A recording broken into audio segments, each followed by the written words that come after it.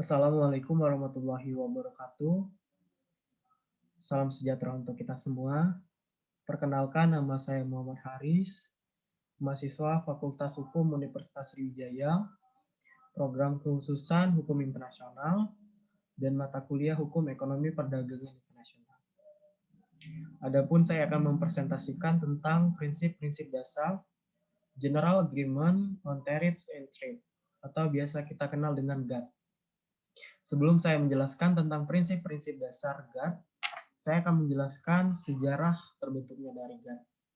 GATT dibentuk dalam suatu wadah atau dasar yang sifatnya sementara setelah Perang Dunia Kedua.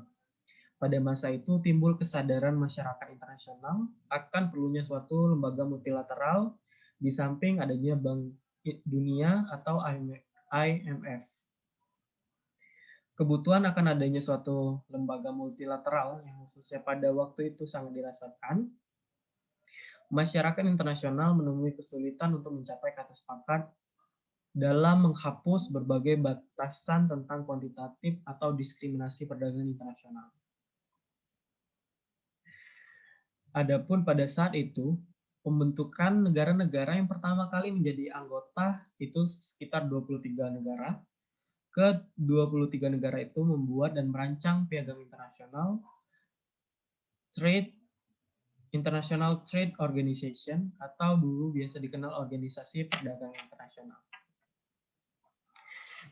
Cikal bakal sejarah pembentukan GATT sebenarnya berawal dari waktu ditandatanganinya Piagam Atlantik pada bulan Agustus 1941. Salah satu tujuan dari piagam tersebut ialah menciptakan suatu sistem perdagangan dunia yang didasarkan dengan non-diskriminasi dan kebebasan tukar-menukar barang dan jasa. Dengan tujuan tersebut, serangkaian pembahasan dan perundingan telah berlangsung antara tahun 1943 hingga 1944, khususnya antara Amerika Serikat, Inggris, Kanada. Pada tanggal 6 Desember, Amerika Serikat pertama kali mengusulkan perlunya pembentukan suatu organisasi perdagangan internasional.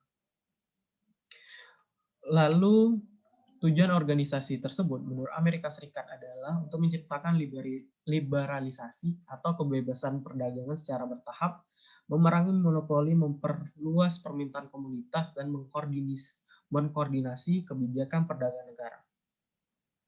Usul pembentukan suatu organisasi perdagangan ini juga disambut baik oleh badan di bawah United Nations, yaitu Economics and Social Council atau ECOSOC. Badan khusus PBB ini menyatakan keinginannya untuk menyelenggarakan suatu conference. Untuk maksud itu, negara-negara berhasil membentuk suatu komisi persiapan yang berlangsung di London dari Oktober hingga Desember 1946. Jadi dari pertemuan itulah cikal bakal terbentuknya GATT. Ketentuan-ketentuan perdagangan dalam GATT. Ketentuan-ketentuan perdagangan yang membentuk satu sistem perdagangan multilateral terkandung dalam GATT yang memiliki tiga ketentuan utama. Yang paling penting yaitu adalah GATT itu sendiri berdiri sekitar 38 pasal. Ketentuan kedua yang dihasilkan dari perundingan Tokyo adalah ketentuan untuk mencakup anti-dumping, subsidi, dan ketentuan non-tarif atau masalah-masalah sektoral. Dan yang ketiga adalah ketentuan mengenai multi-fiber agreement, atau ketentuan ini adalah merupakan pengecualian terhadap ketentuan-ketentuan GATT umumnya, terutama mencakup tekstil dan pakaian. Baik, balik lagi ke inti dari yang akan saya presentasikan adalah prinsip-prinsip dasar General Agreement on Tariffs and Trade. Itu ada sekitar 5, dan baru-baru ini menambah satu prinsip yang mungkin relevan bagi anggota-anggotanya untuk dijadikan prinsip dalam WTO khususnya sebagai organisasi perdagangan internasional. Adapun 5 prinsip tersebut adalah prinsip Most Favored Nation, prinsip national treatment, prinsip larangan restriksi atau pembatasan kuantitatif, prinsip perlindungan melalui tarif, prinsip resiprositas, dan prinsip khusus bagi negara sedang berkembang. Prinsip pertama adalah Most Favored Nation. Prinsip ini termuat dalam pasal 1 General Agreement on Tariffs and Trade. Prinsip ini menyatakan bahwa suatu kebijakan perdagangan harus dilaksanakan atas dasar non-diskriminatif. Menurut prinsip ini, maksud saya prinsip ini, semua negara anggota terikat untuk memberikan keleluasan kepada negara lain dengan perlakuan yang sama dan dalam pelaksanaannya, baik kebijakan impor dan ekspor, serta biaya-biaya lainnya. Prinsip kedua adalah prinsip national treatment. Prinsip national treatment ini terdapat dalam pasal 3 GATT dan menurut prinsip ini adalah produk dari suatu negara yang diimpor ke dalam suatu negara harus diperlakukan sama seperti halnya produk dalam negeri. Prinsip ini sifatnya berlaku luas dan prinsip ini juga berlaku terhadap semua macam pajak dan pungutan-pungutan lainnya.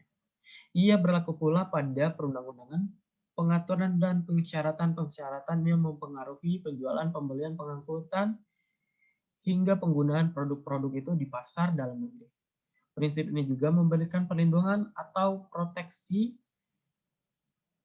apabila akibat-akibat upaya atau kebijakan administratif dan legislatif yang menyimpang di negara penerima impor.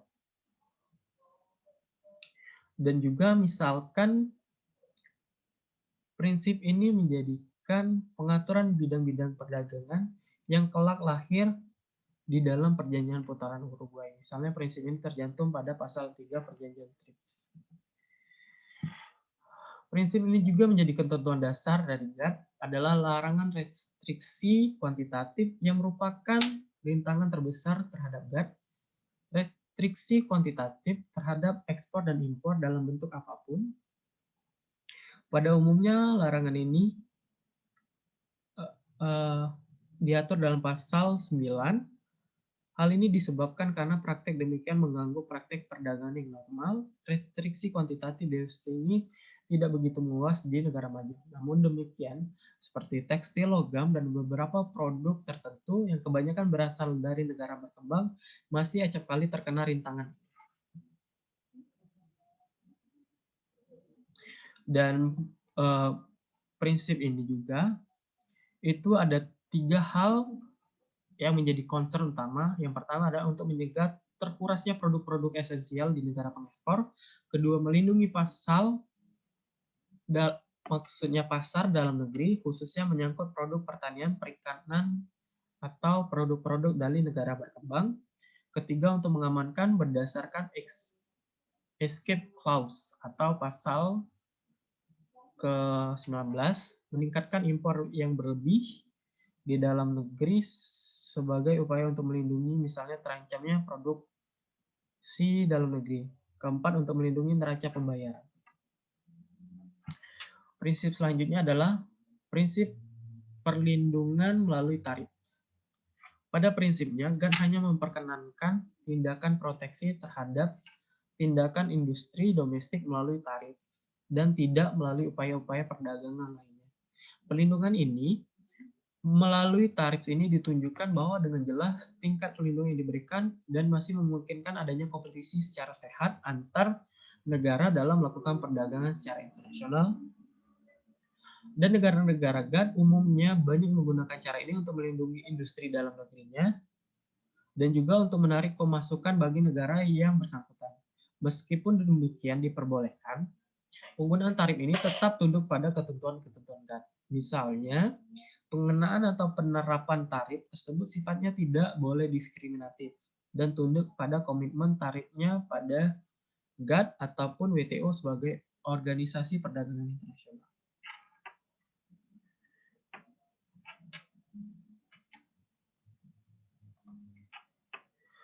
Prinsip selanjutnya itulah prinsip resiprositas. Prinsip tersebut adalah prinsip fundamental dalam GATT. Prinsip ini tampak pada pembukaan GATT dan berlaku dalam perundingan-perundingan tarif yang didasarkan atas dasar timbang balik atau saling menguntungkan atau mutualisme dari kedua belah pihak. Dan prinsip terakhir yaitu prinsip perlakuan khusus bagi negara yang sedang berkembang. Sekitar 2/3 negara anggota GATT atau negara WTO adalah negara-negara yang sedang berkembang yang masih dalam tahap awal pembangunan ekonominya.